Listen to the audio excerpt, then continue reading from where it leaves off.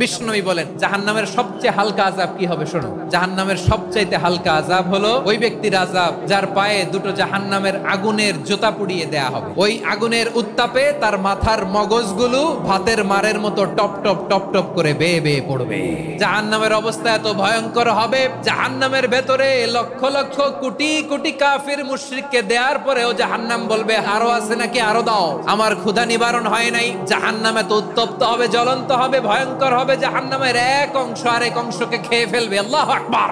ফেরেশতারাও টালমাটাল হয়ে যাবে। জাহান্নামের রক্ষী ফেরেশতারা কি করবে তারা নিজেরাও বুঝতে পারবে না। কোটি কোটি মুশরিক কাফিরদেরকে জাহান্নামে নিক্ষেপ করার পরেও জাহান্নাম ঠান্ডা হবে না, শান্ত হবে না, বলবে হাল মিন মাজিদ, আরো আছে নাকি, আরো দাও। তখন আল্লাহ তাআলার কুদরতি পা জাহান্নামের ভেতরে ঢুকিয়ে দিবেন।